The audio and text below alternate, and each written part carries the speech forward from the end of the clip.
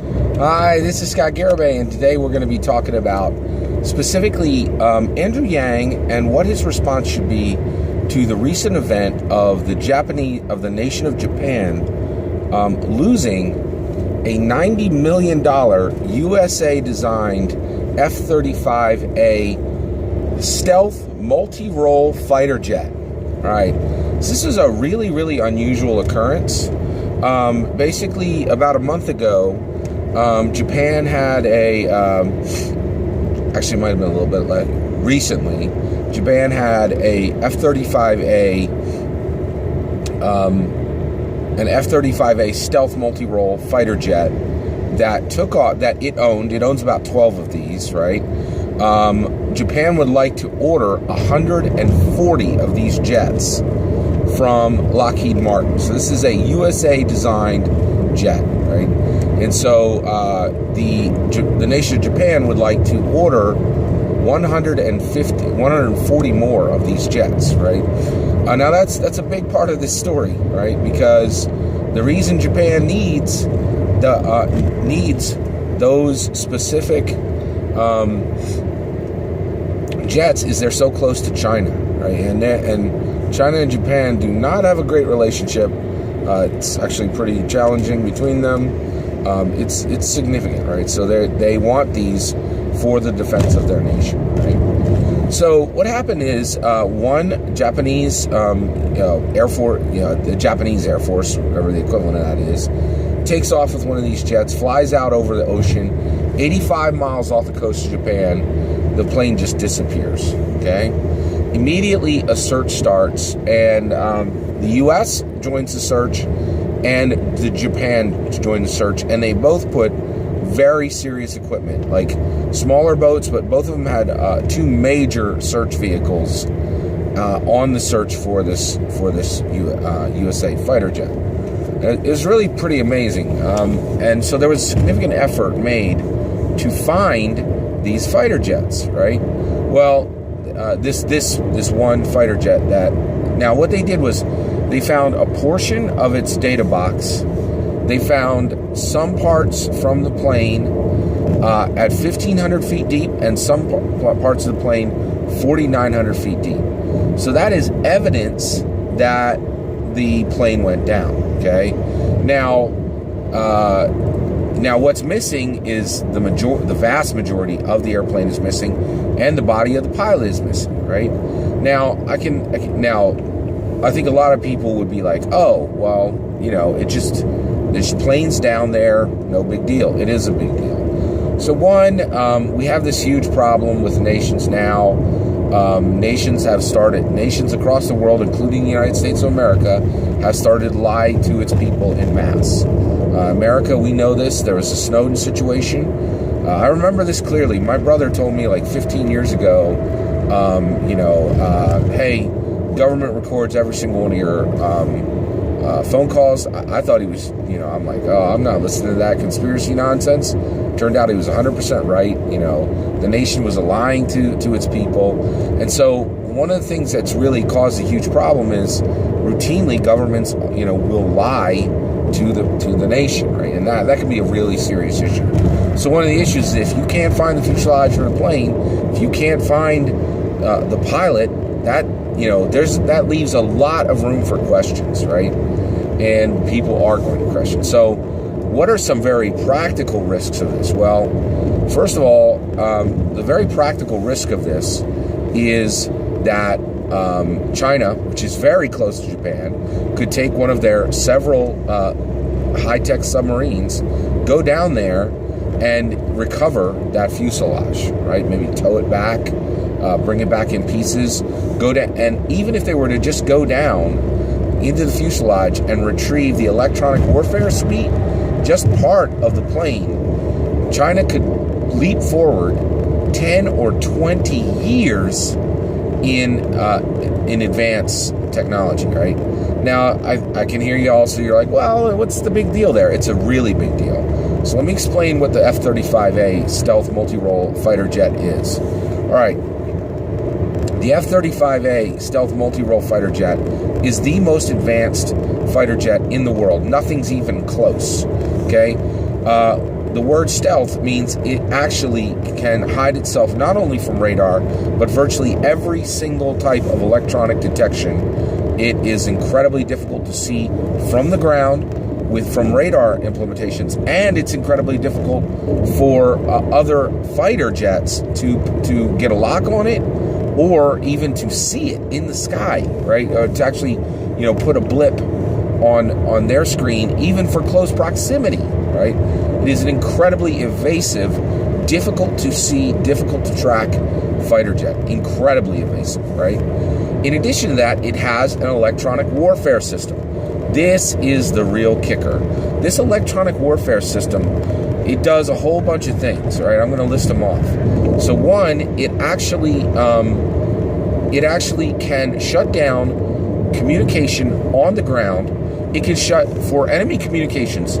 It can shut down enemy communication on the ground. It can shut down enemy communication in the air for other fighter jets and other planes that are around it. It can identify weapon systems on the ground. It can identify weapon systems in the air. And then you can turn on automation to have the F35A stealth multi-role fighter jet attack those targets in an automated fashion, automatically fire its weapons on these different targets, right? In addition to that, everything I just said is integrated into a heads-up display for the pilot, and all that together creates an air superiority package in this one fighter jet where, in practice exercise used by multiple nations, this F-35A stealth multi-role fighter jet put up against traditional modern fighter jets has a 20-to-1 kill rate. That is incredible. Let me explain this. In the United States of America, we have squadrons of fighter jets that are 12 to 24 fighters, right? We put 4 of those squadrons into a single wing. One F-35A stealth multi-role fighter jet can destroy an entire squadron of traditional fighter jets. Not that's modern, right? Not ancient ones, right? So this thing is incredibly deadly, right? So if China gets their hands on this, even it could be absolutely disastrous for Japan or America, right? Like, and guess what? China has a little bit of experience reverse engineering things, right? This is a very, very serious problem. All right, so what should Andrew Yang do to respond to this modern current event? Well, it's very simple. Immediately, he should, I think his team for him should cue this as an issue, all right? So one, he should, he's on the campaign trail now. He should be ready to answer questions for what he would do now in case anybody raises the question. However, he should not prompt the question himself. He should just wait and see if people are going to ask him this question, okay? So, but then he should cue it as an issue, okay? Now, when he is president on January 20th, 2021, after he's won the primary and after he's won the general election, he should not deal with this issue in the first 100 days. He's going to have a very full slate, and I think this one can wait until about 3-6 months into his presidency. At that time, he should absolutely make a trip to Japan, okay? Now, Japan, as a military ally, has failed the U.S. They have lost a plane that they should not have lost, okay? This is a failure on their part, right? So what should Andrew Yang's response be to our military ally who has not been a good steward of the equipment that we sold to them, right?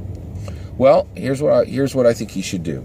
He should, when he goes there on his trip, he should bring 3 F-35A stealth multi-role fighter jets and give them gratis compliments of the chef, compliments of America, give them directly to Japan to replace the one that they lost. Okay.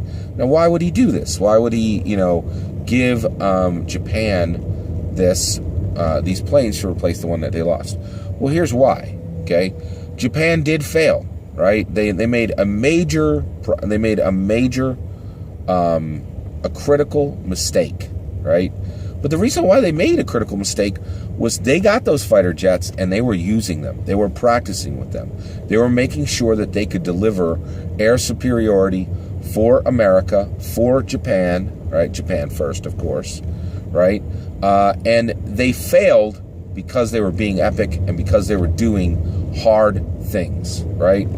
I have this strong belief that in life, if you're not failing, you're just not doing anything of significance. And Japan doesn't roll like that. They actually use their weapons. They keep their soldiers sharp. They keep their Air Force sharp, right? And we should honor that, right? They are our military ally, and they are an incredibly valuable, incredibly important military ally to the United States of America. And this is the perfect time to say, y'all screwed up, right? But we love you. And here you go. You know, we know this is just, you know, an epic failure that happened because you were doing epic things, right? You know, I skateboarded a lot in high school and college, and I still ride a mountain bike all through many cities. And, like, you know, sometimes you fall, right? And if you're not falling, it means you're really not doing anything of significance, right? So this is a great time to just thank Japan for being a great ally. This was a screw up on their part, but when somebody who is your ally, who is your friend, screws up in a big way, that's a time to show them your appreciation for your relationship with them the very most, right? And so I think this would be a really good way for Andrew Yang to support Japan in this really unique and special way, and I think it would really honor them. And we really should honor Japan. Yeah, Japan has been a fantastic military ally. They still are a critical military ally to them. I'm fortunate to know one of the young men who my oldest son graduated with served in Okinawa, right? It's really a big deal, and I just really think this is exactly how Andrew Yang should handle this really pretty incredible occurrence, right? And that's my opinion. I'd love to know what you think. What do you think Andrew Yang's response to this current event should be? Let me know in the comments below. Please consider liking and subscribing, and have a wonderful millennium.